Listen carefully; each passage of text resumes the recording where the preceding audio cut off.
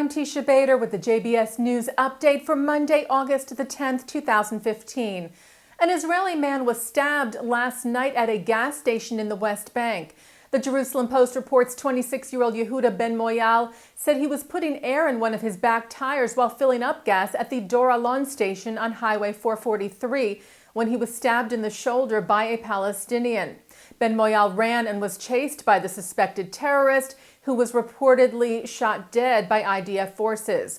Ynet identified the terrorist this morning as 26-year-old Anes Ta from a village east of Ramallah, said to be a former prisoner released from Israeli jail. Ben Moyal was taken to Shaarei Tzedek Medical Center in Jerusalem, where he is said to be in stable condition.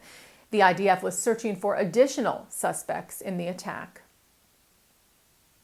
The father of the Palestinian baby that was murdered last month has died. Saeed Dawabshe was severely burned, as was his wife and 4-year-old son, when suspected Jewish extremists threw firebombs at his home in the Arab village of Duma in the West Bank on July the 31st. His younger son, 18-month-old Ali Dawabshe, was killed in that incident.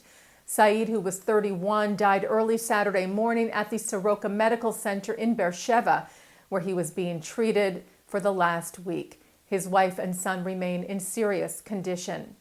Israeli Prime Minister Benjamin Netanyahu released a statement following the death of the father, expressing his, quote, deep sorrow. Netanyahu said he had promised justice to the family to find those responsible, and that's what he was committed to doing. The Prime Minister said, "We will not accept terror from any side."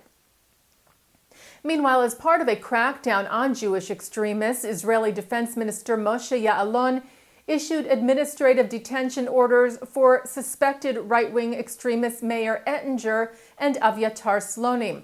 Both had been placed in custody last week on suspicion of their involvement in Jewish extremist groups. Israel's security agency, the Shin Bet, accused Ettinger of leading a group responsible for encouraging attacks on Palestinian property and on Christian holy sites, including at the recent arson at the Church of the Multiplication of the Loaves and Fishes in northern Israel. Administrative detention means the two could remain in custody for up to 6 months without being brought before a judge. Last week, Ya'alon approved the same for another Jewish extremist, Mordechai Meyer. Israel's Air Force targeted a Hamas military post in Gaza Friday night in response to rockets fired at Israel earlier on Friday. As we had reported to you, at least one rocket fell short and landed in Gazan territory. One rocket, however, landed in Israeli territory close to the border fence in an open area near Kisufim. No damage or injury was caused there. In the retaliatory airstrike Friday night, terror group Hamas said one of its facilities was hit and 2 Hamas members were lightly injured.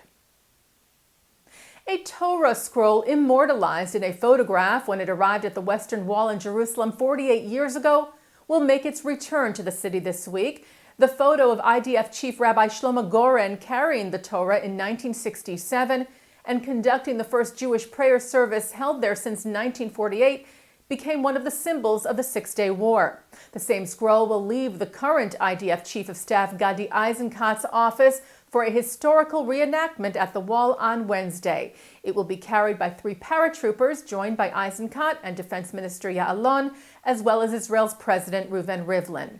The event is being sponsored by the Friends of the IDF in the U.S. and Panama. 65 other Torah scrolls will also be present, donated by Jewish communities from around the world. That's part of a project initiated by the Yad Labanim organization.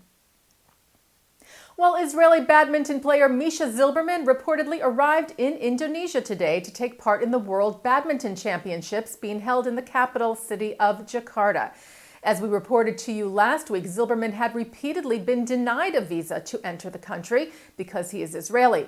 Jewish groups like the World Jewish Congress had criticized Indonesian authorities for, quote, unfairly mixing politics and sports, and had also criticized the inaction of World Badminton Federation.